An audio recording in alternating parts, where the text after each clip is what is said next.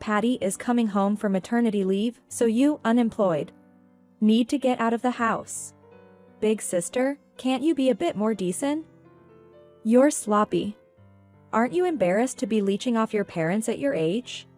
I was being criticized by my mother and sister and was about to be kicked out of the house. But this was convenient for me. You want me to leave? Really? Are you sure? Following their wishes, I decided to immediately leave the house. After that, my mother and sister would face unexpected difficulties. I am Candace, 32 years old, and I run a company. Ever since I was young, I loved studying. I was always happy when my father praised me for the results that came with hard work. Thanks to this, I was able to attend a prestigious university and get a job at a top company. For years, I worked diligently, accumulating knowledge and experience. During this time, I also prepared for my dream of starting my own business, alongside my job. About 5 years ago, I successfully established my own company and have been moderately successful. With the help of those around me and my efforts, I was able to start my own company.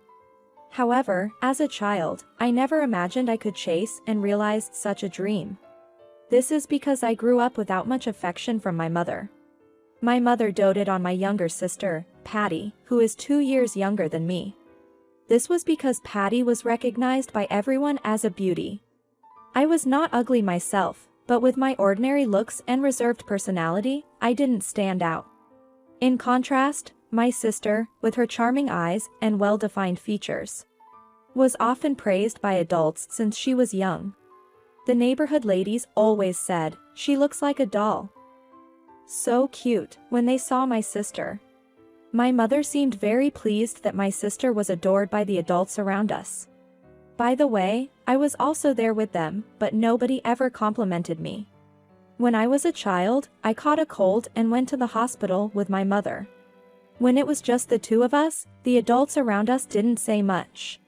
My mother seemed bored. Then she said to me, "If Patty were here, everyone would be saying how cute she is. It's completely different when it's just you and me. Even though you're sisters, why is there such a difference?" Saying this, my mother sighed.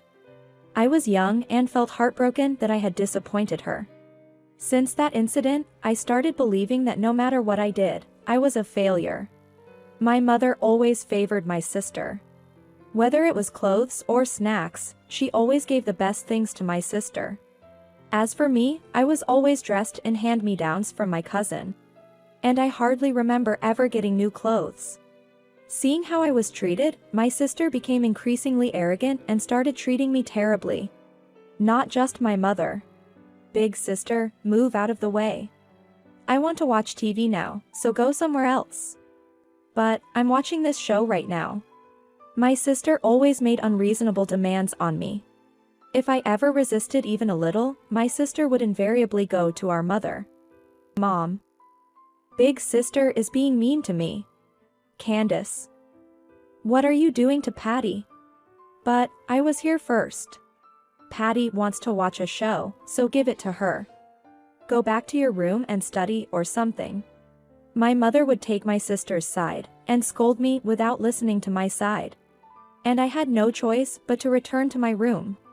My sister looked at me with a triumphant gaze as she begged our mother for snacks and juice.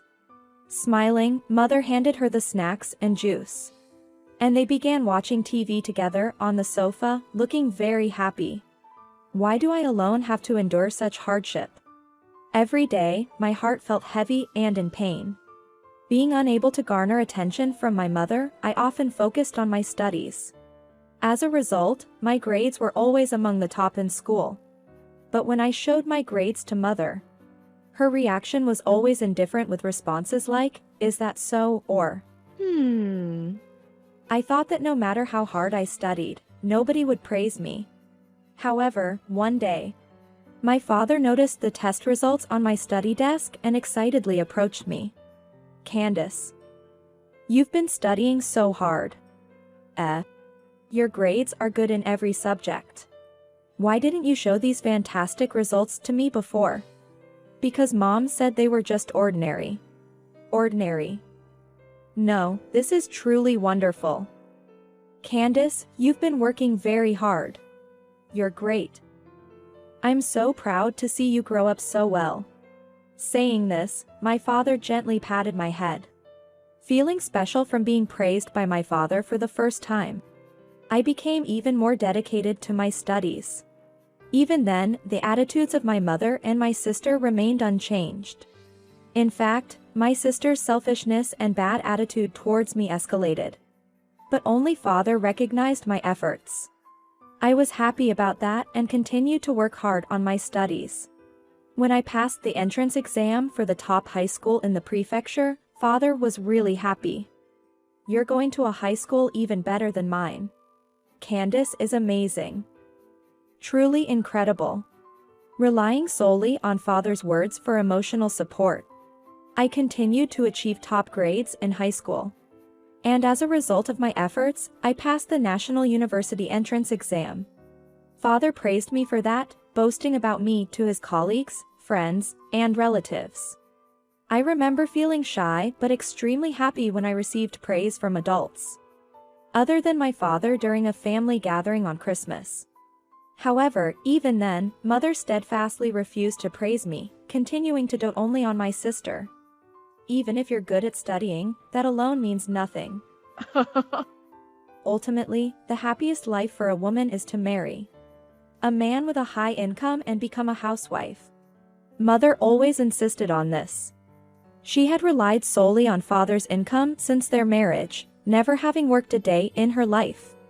Father, being an executive at a well-known large corporation, certainly had enough income to support our family of 4.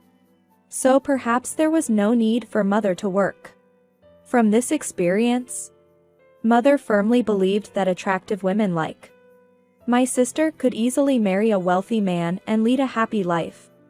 Maybe she was also resentful that I was being praised more than my sister, whom she doted on. When I decided to live alone in Boston for university, my mother and my sister opposed it, calling it a waste of money. It was unrealistic to commute to the university from home, as it took 4 hours one way. Yet, my mother and my sister were vehemently against me living alone. However, my father supported my decision and even worried about my safety, arranging an apartment with an auto-lock system for me. It seems father had a big argument with mother and my sister about this, but it was resolved by promising my sister a brand name bag and a trip abroad as a high school graduation gift. Amidst all this, I dedicated myself even more to my studies at university. While studying, I also focused on business-related studies, aiming to be successful in my career like my father. The room he prepared for me was ideal for concentrating on my studies. Especially, the quiet environment without mother and my sister was truly appreciated. They were always watching soap opera at high volume and discussing loudly afterward, making it impossible for me to concentrate on my studies. Therefore, my life living alone was incomparably more comfortable and fulfilling than before. Time passed, and I managed to secure a job at a company in New York, leading an independent life. Meanwhile, my sister graduated from a beauty school and started working part-time as a cosmetics salesperson in New York. She even lived in a rather luxurious apartment, with the rent, of course, being paid by our father. Although I've been paying my rent since I started working, my sister, in collaboration with mother, managed to convince father to pay for her extravagant apartment. But I never aspired for a life where everything was handed to me like my sisters. I believed such a lifestyle would ultimately be my downfall. Youth doesn't last forever, and without personal effort, failure is inevitable. With that thought, I continued to aim for self-sufficiency, determined not to become like my sister.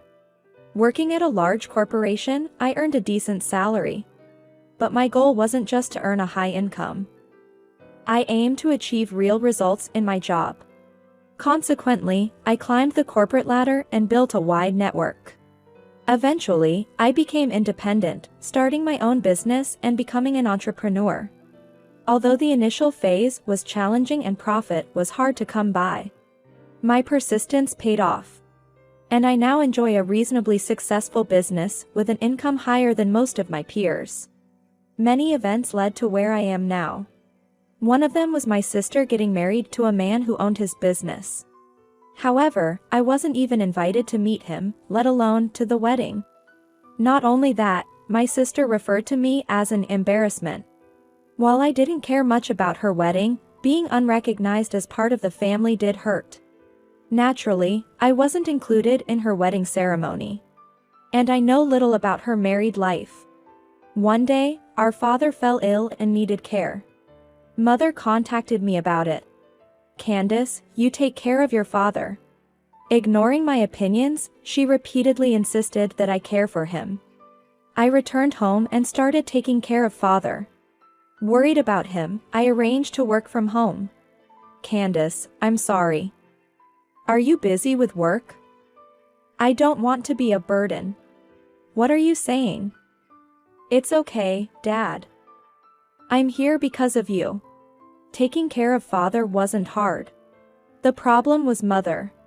She never listened to me and had no understanding of my work. "Candace, why are you lazing around in your room all day?" Mom. "I'm in a meeting." Mother often barged into my room during online meetings, causing disruptions. This was genuinely bothersome. Since she wouldn't listen, I eventually had to lock my door, which only led to her constant grumbling. "You're only taking care of your father and not doing any housework. You're not just playing in your room, are you? Coming back home, not working, and not helping with the housework. If you're not working, at least help with the chores." She kept pushing housework onto me while doing nothing herself. I had to juggle work, household chores, and caregiving all alone. Those days were genuinely challenging. During this time, Mother wanted to move to a new house, citing the old one's age. "We should move to a barrier-free house for your father's wheelchair." She kept bringing up moving, and realizing it would indeed be better for father. We decided to sell the house and relocate. The new place had a rent of $2,000, offering excellent conditions. It had ample space for my work and a large room to install a bed for father's care. The environment was perfect for our lifestyle. Mother was pleased with the new place, and father and I found it more comfortable than before. Mother continued her lazy days, but I got used to it and managed to balance housework, caregiving, and work efficiently. With the room now more spacious and barrier-free, father seemed to be able to do more things by himself. This slightly reduced my burden. Time passed, and before I knew it, more than a year had gone by. But during that time, father's health deteriorated, and he eventually needed to be hospitalized. I was confused by this sudden turn of events. However, father seemed to understand that his health was worsening. "I hate that I had to be hospitalized, but I'm glad it lessens your burden, Candace." "Dad. You don't need to worry about that." I visited him in the hospital every day. In his room, I could talk quietly with him without worrying about mother's presence.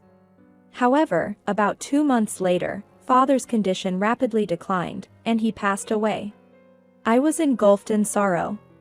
The reality of my always supportive father no longer being there left me unable to recover for a while. After father's passing, I continued living with mother. She, too, seemed to mourn the loss of father. Amidst this, my sister suddenly decided to return home temporarily. One day, she just appeared at our house without warning. While she had informed mother of her return, I was completely taken aback as I had not been informed. Then, my sister dropped a bombshell. "Actually, I'm pregnant. So, I'm planning to stay here for a while." "Really? I'm so happy." "That's wonderful." Mother was overjoyed at my sister's news of her pregnancy and her return home. I, too, was genuinely happy about her pregnancy. Having a child is truly a joyous occasion. However, my sister, with a scornful laugh, looked down on me and said, "The difference between you and me is just too big now." Me, married to a company owner and pregnant. And you, unemployed, leeching off our parents at home, were incomparable. Ah, It's annoying that you're here when I come back home. I understood immediately what my sister wanted. She wanted me to leave the house. Sensing this, Mother took my sister's side and said to me, "That's right. Patty is coming back to give birth. We can't have an unemployed person like you around. Really, you're so irresponsible, big sister. Living at home like a parasite at your age, what are you thinking?" Mother and my sister were trying to drive me out of the house. They didn't seem to understand that I had been the one supporting this house. Well, for me, this was a good opportunity. "You want me to leave?" As I asked this, thinking I was just bluffing, Mother and my sister scoffed at me. "Of course. Can you leave quickly? You won't be missed." I decided to leave the house immediately, following their wishes. It was clear to me that they would struggle without me. I quickly packed my belongings and left home. I stayed in a business hotel for a few days before moving to an apartment near my company in New York.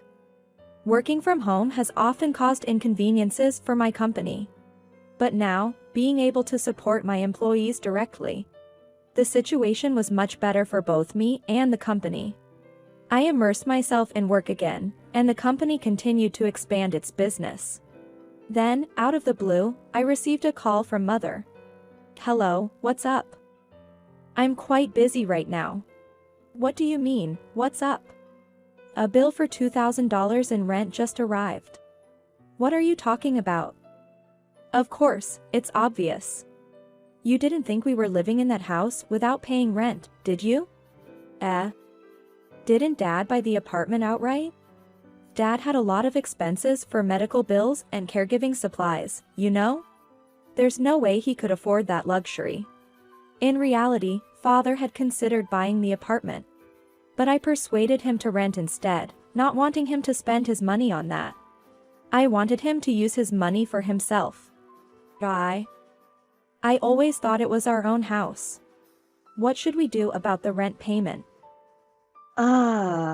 "Don't worry.